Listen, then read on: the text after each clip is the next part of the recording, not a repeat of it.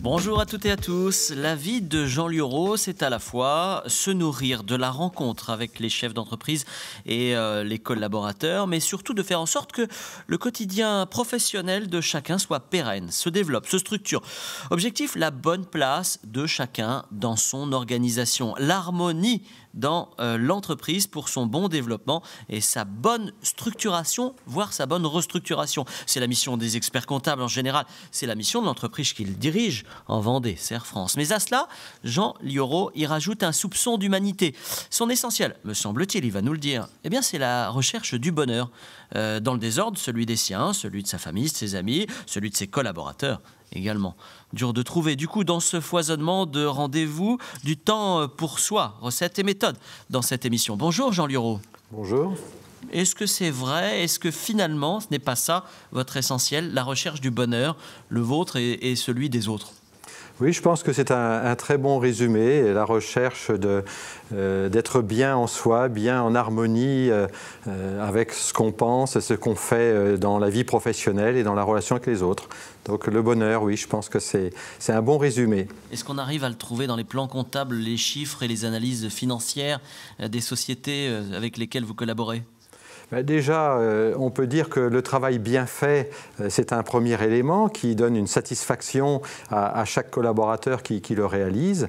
Et puis, bien derrière les chiffres, il y a des hommes et il y a nos comptables ou nos conseillers qui sont en relation avec des chefs d'entreprise pour les éclairer, leur apporter des éléments et les aider dans leur prise de décision. Alors, je tape dans le dur dès le départ pour qu'on découvre la personne qui est en face du téléspectateur. La dissociation du capital au travail aujourd'hui, n'est-ce pas la plus grande cause de détresse humaine dans notre société ? Oui, probablement, mais je pense que derrière le travail, il y a aussi le sens du travail. Et il y a la réalisation de soi, c'est-à-dire la réalisation des talents de chacun dans son métier et de sa mission profonde. Donc, je dirais, il y a déjà ça. Après ça, c'est vrai que tout travail mérite rémunération, mérite compensation. Et la question se pose pour être au juste niveau de rémunération. Bon, en ce qui concerne le capital, il est indispensable pour créer, pour investir.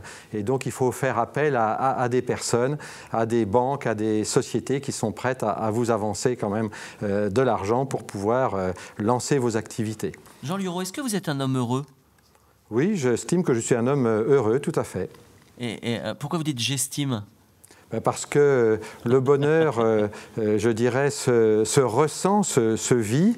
Et j'estime, oui, parce que tous les jours ne sont pas faciles, mais je pense que l'harmonie de ma vie familiale, de couple avec les enfants, avec la famille, et puis l'harmonie de mes collaborations au niveau de l'entreprise Serre France, tant avec le conseil d'administration que l'équipe des cadres en particulier que je pilote, eh bien, tout ça permet une bonne ambiance, des bonnes conditions où chacun peut s'exprimer, chacun peut apporter ce qu'il doit apporter dans sa mission. Alors, vous avez dit quelque chose de très important. Je vais vous dévoiler un petit secret. Quand je suis rentré dans la cabine où j'enregistre cette émission avec mes petites notes, la première chose que je me suis précipité à écrire sur ma feuille en complément de la préparation, c'est le mot harmonie. Parce que c'est revenu souvent dans le temps de préparation que nous avons eu tous les deux, l'importance de l'harmonie pour vous.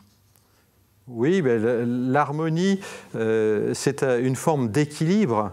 Et donc, je dirais que l'équilibre entre l'intellect, le cerveau, le mental qui travaille tout le temps, entre les émotions, l'affectif, le cœur, je dirais, et les relations aux autres, donc en quelque sorte, et puis aussi le corps, où on doit être bien dans son corps. Donc, l'équilibre, l'harmonie, c'est cet équilibre-là de ces trois éléments qu'il faut en permanence, je dirais, avoir à l'esprit et progresser sur ce sujet-là. Jean Liauraud, vous n'avez pas toujours été expert comptable. C'est très curieux quand on détaille les références que vous m'avez proposées. Vous avez un passé dans le monde de l'élevage et la génétique animale.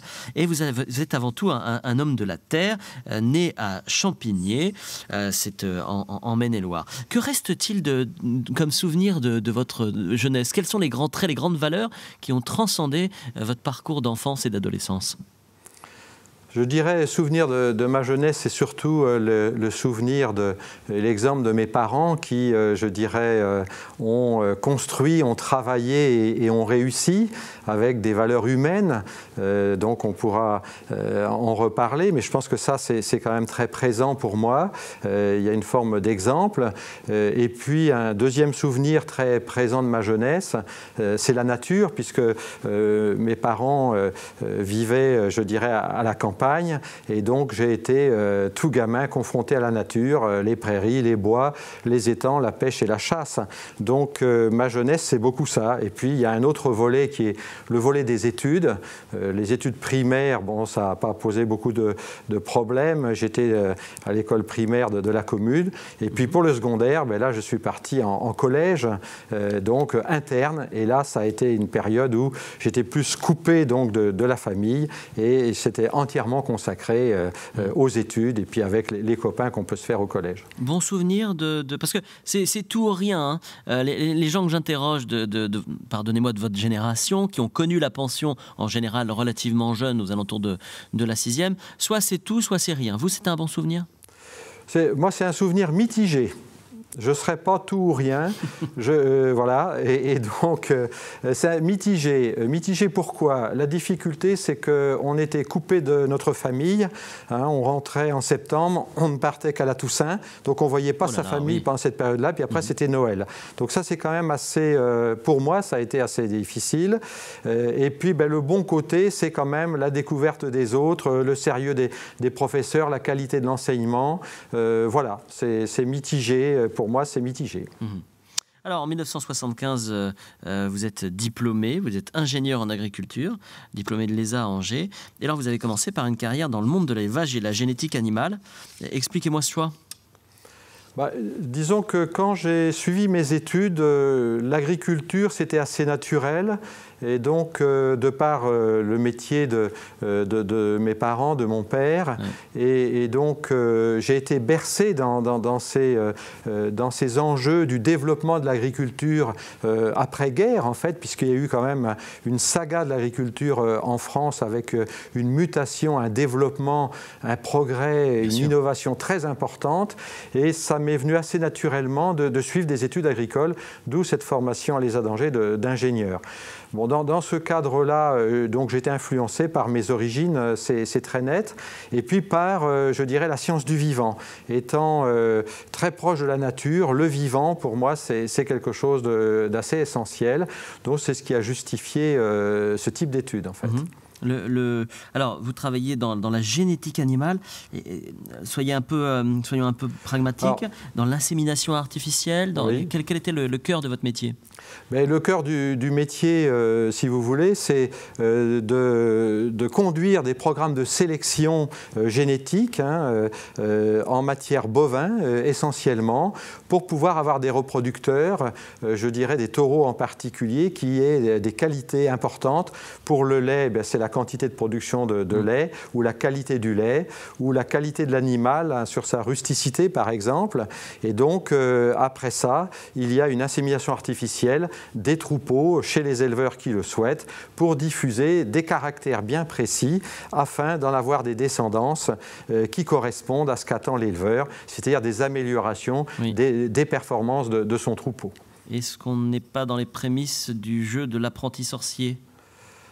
Ça, c'est un grand débat. Oui. C'est vrai qu'il y a l'insémination artificielle qui a permis ce développement très important de l'élevage. Il ne faut pas oublier qu'en toile de fond, les agriculteurs, en particulier après-guerre, ont une mission au niveau de la France et au niveau de l'Europe qui est de nourrir l'Europe. Donc cette mission a été conduite en particulier par ces techniques d'insémination artificielle et bien d'autres dans les cultures par exemple ou autres. Et donc, c'est ce progrès technique qui permet aussi de nourrir l'humanité. Après ça, jusqu'où on peut aller? C'est vrai qu'aujourd'hui, on pratiquait aussi des transplantations embryonnaires à partir d'embryons de femelles bovines qui étaient de très grande qualité.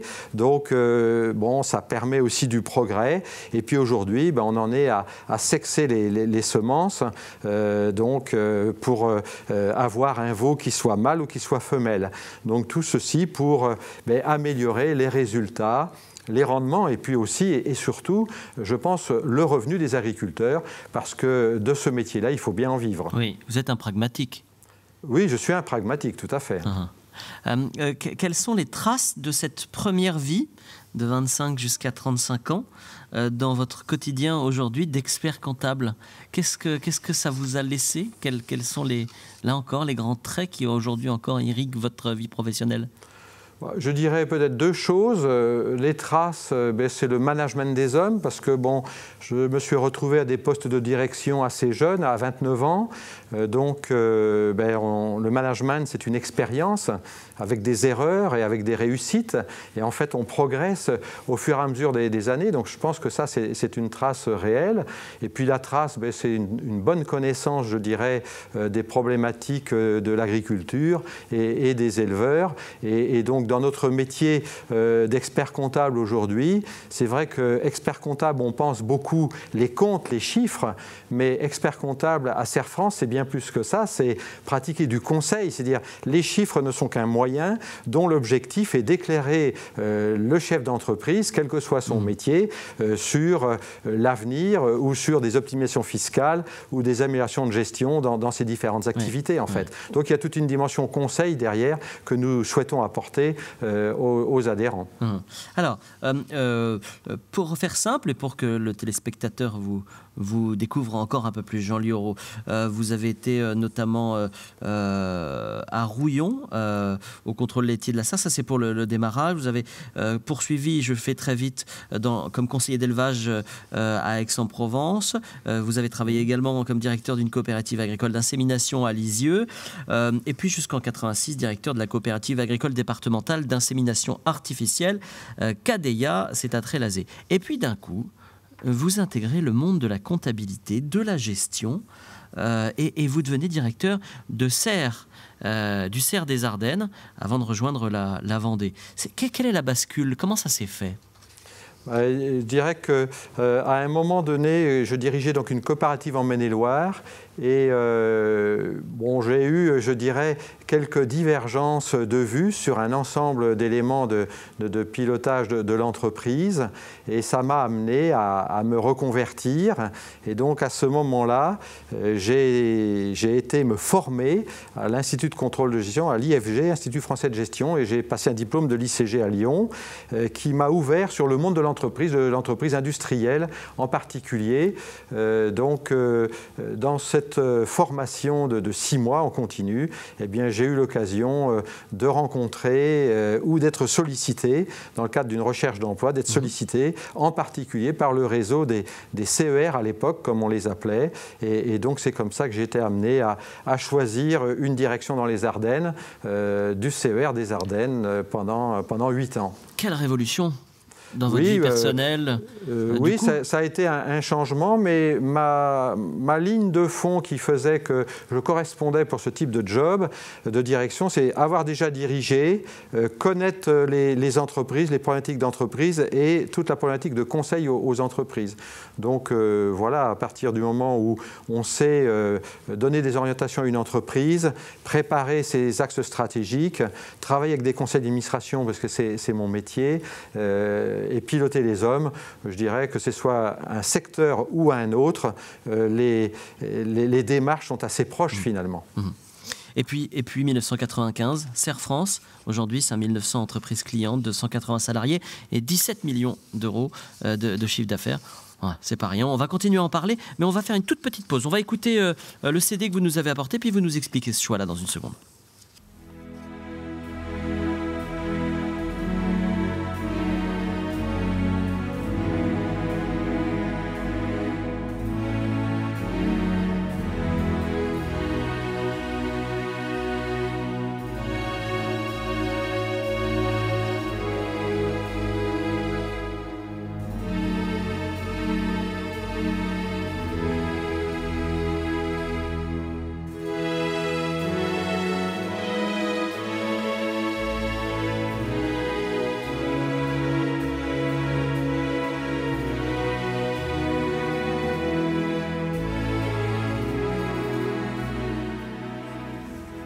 Jean Lurot est dans la bulle aujourd'hui. Vous êtes le directeur général de Serre France en Vendée. Alors on est obligé de faire très vite en matière de musique. Qu'est-ce qu'on écoute là? Qu'est-ce qu'on entend? Là, on écoute Ombra Mai Fu de Handel. Et donc, en fait, c'est un contre-ténor Luis Pécasse, un contre-ténor portugais. J'ai choisi ce morceau-là parce que ça a été une découverte dans un site particulier, donc au monastère d'Alcobaça, au Portugal, avec un groupe d'amis où nous étions en vacances et de passage. Et donc j'ai choisi ce CD parce que c'est la voix de l'homme, un contre-ténor, c'est une voix très particulière. Et donc je pense qu'en matière de musique, puisque j'aime beaucoup la musique, le premier instrument de musique, pour moi, c'est la voix de l'homme ou de la femme qui chante. Et donc c'est un souvenir parce qu'il y a la voix, il y a le morceau de musique, et puis il y a le contexte, le cloître d'un monastère, avec l'écho qu'on peut avoir, qui donne, je dirais, une dimension très, très forte à cette musique. Et vous êtes un homme sensible, Jean Lurot? Ah oui, je suis quelqu'un d'excessivement sensible, sensible à la musique, sensible à l'art, sensible au beau en fait. Et donc oui, je pense que c'est un terme, un qualificatif qui me caractérise tout à fait. Oui. Alors allons-y sur le beau, avec le tableau que vous nous avez apporté. Est-ce qu'on peut le décrire? Vous pouvez me le décrire? Ce tableau, c'est un tableau qui a rejoint notre maison assez récemment, en fait, qui est le tableau d'un peintre vendéen, Henri Guéguin. Je connaissais Henri Guéguin depuis une dizaine d'années et il a eu l'occasion, je dirais, d'exposer à Serre France l'an dernier au mois de juin, donc une trentaine de toiles, un peu plus. Et ce que j'aime dans ce tableau et dans l'artiste, un artiste c'est un génie et c'est sa capacité à associer des couleurs. Je suis très sensible aux couleurs, aux belles couleurs, aux assemblages de couleurs. Et puis sur ce tableau, vous avez des bigoudaines, mais on peut penser aussi à des chinoises en quelque sorte, en mouvement, avec deux plans, deux femmes qui se serrent la main, qui se rejoignent. Et pour moi, la vie, c'est aussi se rejoindre, se serrer la main. Vous avez d'autres personnes en arrière-plan du tableau également qui se rejoignent. Donc voilà, il y a de la matière aussi, il y a de la richesse de matière. Et Henri Guéguin est quelqu'un qui manie beaucoup la matière, les pigments, les couleurs. Donc j'aime, avec mon épouse, on aime beaucoup ce tableau. Et donc voilà, et comme on est très adepte d'exposition de peinture, d'impressionniste ou de peinture plus moderne, mais parler d'un tableau d'un Vendéen, ça m'a semblé important, qui va exposer à New York d'ailleurs, là prochainement, à la fin du mois d'octobre. Je pense que ça a été un grand moment aussi avec lui. Alors, vous êtes venu avec une photographie. Là encore, je vais vous demander de la décrire. C'est un désert. Alors cette photographie, c'est une photographie que j'ai prise et qui traduit un excellent souvenir d'un passage en Afrique du Nord que j'ai fait pour ma coopération en tant que volontaire, en fait, au service national, où j'étais enseignant en Algérie. Et donc, dans nos temps libres, et on en avait pas mal, eh bien, avec des amis, des copains là-bas, on visitait, on a vraiment bourlingué beaucoup en Afrique du Nord, en particulier dans le désert du Tassili, le désert du Hogar. Et je pense que dans des grands moments que j'ai pu vivre, ce sont ces moments dans le désert, en silence, à admirer la nature en fait. Et donc là, on a sur la photo une dune avec ses deux faces en fonction du vent, une face assez burlée et puis une face lisse. Et je pense que ça présente bien deux faces de la vie aussi, deux faces des êtres. En tout cas, cette photo me rappelle ces souvenirs du grand désert, avec des nuits d'un bleu comme je n'ai jamais vu, des silences où vous entendez chaque partie de votre corps, voilà, et bien d'autres choses avec les Touaregs aussi que j'ai pu rencontrer, avec qui on a pu passer des moments à boire le thé. Donc ça me traduit des tas de souvenirs de cette Afrique du Nord. Derrière le chef d'entreprise que vous êtes, Jean Lurot, il y a un contemplatif qui sommeille quand même. Est-ce que ce n'est pas forcément en contradiction avec l'homme d'action ? Non, au contraire, je dirais que je suis quelqu'un de très actif dans une vie de chef d'entreprise et puis engagé dans mon réseau Serre France ou dans des associations en Vendée. Je pense que pour réussir à conduire tout cet ensemble-là, il faut se retrouver aussi soi-même. Et je passe certains moments, comme vous dites, ou à la méditation le matin systématiquement avant de démarrer ma journée, ou tout simplement lors d'une promenade en famille ou pendant mes vacances au bord de la mer, à admirer. Ça peut être une rose, ça peut être un paysage, la mer, ça peut être voilà, des choses très simples, en particulier de la nature, et qui permettent de se recentrer et d'être sur la vraie vie, les vraies choses de la vie. Alors justement, les vraies choses de la vie. De l'estime de soi à l'estime du soi, c'est le livre que vous nous avez amené, de Jean Montbourquette, paru chez Bayard. Pourquoi ce choix ? Pourquoi ce choix ? Parce que je dirais que pour moi, une vie d'homme, de chef d'entreprise ou pas, peu importe, une vie d'homme, c'est une vie dans laquelle on essaie de progresser au niveau personnel dans la connaissance de soi. Et en fait, je pense qu'une vie d'homme ou de femme, c'est s'apprivoiser, c'est bien se connaître la partie enfouie, connaître son ombre, et donc arriver à l'essentiel, en fait, l'essentiel de nous-mêmes, cette richesse que chacun a en lui, toucher peut-être, je dirais, son âme aussi. Et donc, je pense que ça, c'est tout un chemin de vie. Et donc, Jean Bourquette explique, met sur le chemin de celui qui veut lire et s'en donner la peine, comment on passe de l'estime du soi, c'est-à-dire un peu l'estime de soi, je veux dire un peu l'ego, à l'estime de l'être essentiel que nous sommes, chacun d'entre nous, au service des autres finalement. Trouver l'être essentiel, c'est pas la raison d'une vie, ça ? Si, tout à fait, c'est un programme de vie. Je vous demande d'ouvrir, parce que tout est lié finalement, je suis assez content de l'enveloppe qui est à vos côtés, vous allez voir. Ouvrez l'enveloppe à vos côtés s'il vous plaît.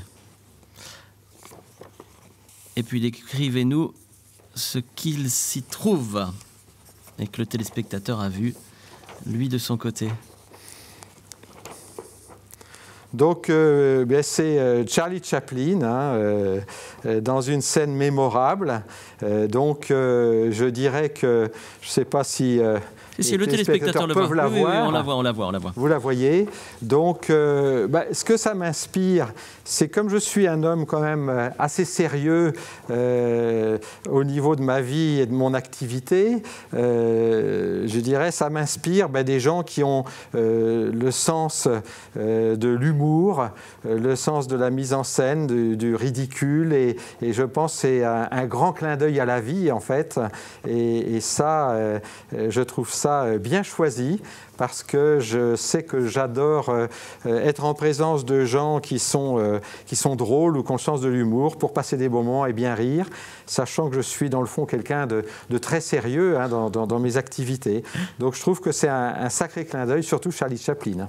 Vous aimez Chaplin ? Oui, tout à fait, oui. Derrière les temps modernes, c'est aussi la place de l'homme dans le travail, oui. Qui est représentée dans ce long métrage.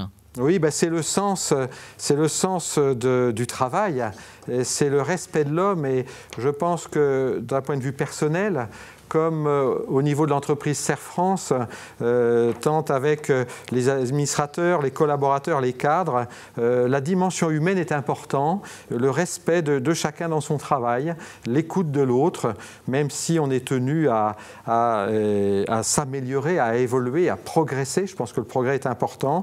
Il ne faut pas oublier que tout ça, c'est au service de l'homme. Et donc, notre métier de chef d'entreprise en particulier, c'est de concilier les choses, de trouver cet équilibre, le métier des cadres également. Donc je pense que c'est un bon choix, cette photo, tout à fait, la place de l'homme dans le travail, le respect de l'homme par rapport à l'argent. Alors effectivement, vis-à-vis de l'argent, nous, Serre France est une entreprise un peu particulière, puisque c'est une entreprise associative. On l'a pas précisé, elle appartient à la Vendée. au territoire de la Vendée et donc nous n'avons pas de dividendes à verser. Donc cet argent des résultats que nous pouvons dégager sert à investir, à préparer l'avenir, à s'équiper pour que demain nos clients, nos adhérents clients puissent bénéficier de prestations qui soient satisfaisantes. Pour être exhaustif dans ce que nous venons de dire, Jean Lieureau, on a commencé en parlant du bonheur, on est descendu du côté de l'harmonie, en passant par la terre et l'estime de soi. Finalement, tout cela est très spirituel. Oui, c'est vrai, c'est très spirituel, mais je pense que le spirituel est une dimension de la vie. Et donc le spirituel, chacun a du spirituel en lui et chacun le vit à sa façon.